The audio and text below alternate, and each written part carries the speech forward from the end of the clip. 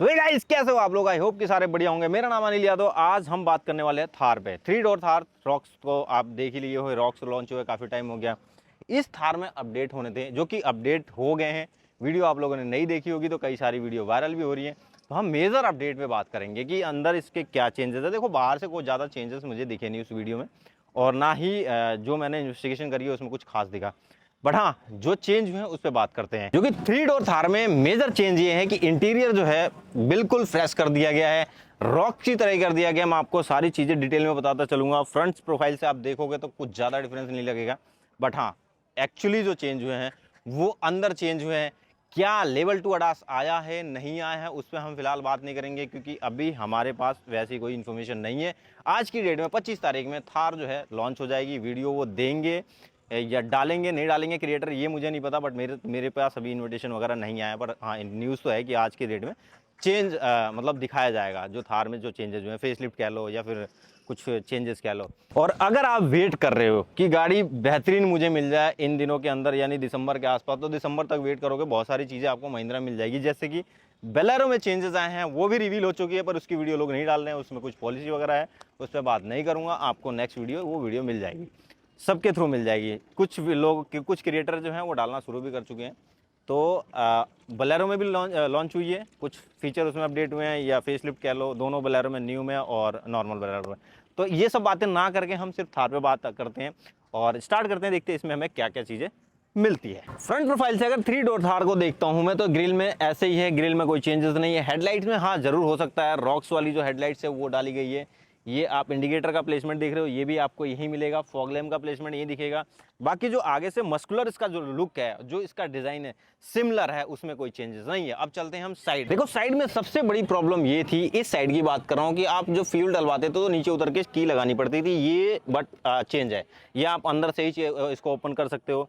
दूसरा चीज, alloy similar है, कोई अलॉय में चेंजेस नहीं है। साइड प्रोफाइल सिमिलर है, कोई चेंजेस नहीं है। अब रियर की बात करते हैं, आ जाओ। रियर प्रोफाइल की मेजर चेंजेस की बात कर लेते हैं। सबसे पहले जो कैमरा प्लेसमेंट नीचे की तरफ है, ये आ गया है अलॉय में। जो रॉक्स में डाला गया है वही चीज़ है इसमें। अलॉय यही वाला मिलेगा एज इट इज। आपको बता रहा हूँ दोबारा मैं, डिफॉगर तो आता था बट इसमें वॉशर और वाइपर नहीं आता था। वॉशर और वाइपर भी प्लेस कर दिया गया है। तो ये छोटी छोटी चीज़ें जो थी वो मेजर चेंज करनी थी, वो इन्होंने किया। नीचे की तरफ पार्किंग सेंसर आपको एच डी देखने को मिलेगा। अब चलते हैं इसके अंदर। डोर में मेजर चेंज ये है कि यहाँ पे आपको पावर विंडो कंट्रोल दे दिया गया है, जो कि अंदर दिया जाता था वो यहाँ पे दे दिया गया है। अच्छी प्लेसमेंट है कह सकते हैं इसको, बाकी कोई ऐसा दिक्कत नहीं है। और सब चीजें एज इट इज इसमें देखने को मिल रही है। यहाँ पे आपको बॉटल होल्डर का ऑप्शन मिलता ही मिलता है। अंदर की तरफ सबसे बड़ा चेंज तो ये आया है कि स्टीयरिंग इन्होंने चेंज कर दिया है। थार रॉक्स स्कॉर्पियन में जो स्टीयरिंग आता है, ESP कंट्रोल दे दिया गया। बहुत जरूरी है हमारे गाड़ी को कंट्रोल करने के लिए, वो आजकल होना चाहिए। मेजर चीजें ये है कि भाई इसमें 2 चीजें फिक्स कर दी गई है। मीटर वही है, मीटर में कोई चेंजेस नहीं है। रियल व्हील ड्राइव की बात कर रहा हूँ, और टॉप मॉडल की हो सकता है कि डिजिटल उसमें आपको मिल जाए। एक बड़ा चेंज और किया गया है, इंफोटेनमेंट सिस्टम थार रॉक्स वाला डाल दिया गया है। टच स्क्रीन बेस पे है, बिल्कुल आपको स्मूथ चलेगा। कोई मतलब प्रॉब्लम है लोगों ने फेस करी है, पर देखने में काफी अच्छा UI लगता है, बड़ा है, कोई दिक्कत नहीं है। हो सकता है कि 360 डिग्री कैमरा भी दिया जाएगा, ये कंफर्मेशन तो पक्की है। ये सब चीजें आ रही है। AC के कंट्रोल में कोई चेंजेस ज्यादा नहीं देखने को मिल रहे हैं। नीचे की तरफ आपको बटन एज इट इज मिलेगा, जो AC कंट्रोल है वो सेम है। नीचे की तरफ आप जाओगे तो एक वायरलेस चार्जिंग पैड दिया गया है। वॉलेट रखने का, की रखने का स्पेस आपको मिल जाता है। गियर नॉब सेम है।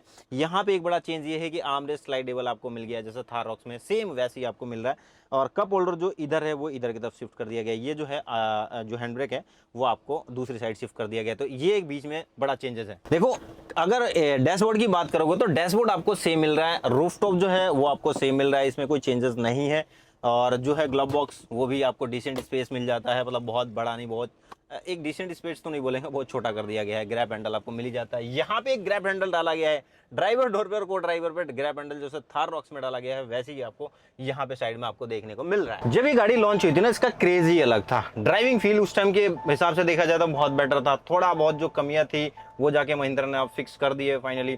तो उस टाइम की अगर बात करेंगे तो इस जैसी गाड़ी नहीं बनी थी। इसका विंड जो है वहां से आपको साफ क्लियर दिखता है। A पिलर ले लो, B पिलर ले लो, बिल्कुल परफेक्ट फिटिंग है, कोई ऐसी दिक्कत बहुत ज्यादा नहीं मिलती है।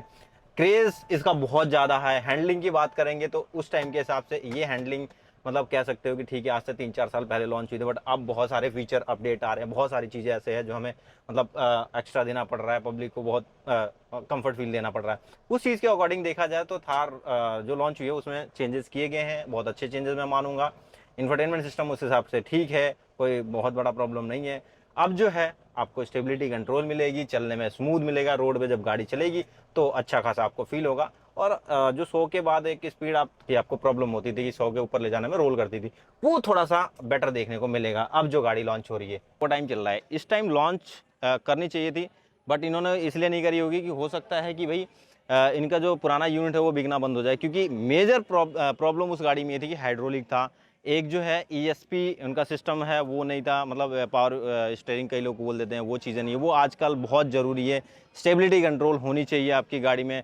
जैसे कि मैं बार बार कहता हूँ कि मैंने एक स्कॉर्पियन Z4 खरीद लिया, उसमें हाइड्रोलिक मिल गया, कहीं ना कहीं वो चीज़ें मुझे नहीं बताई गई, तो वो मुझे हमेशा आज तक रिग्रेट होता है।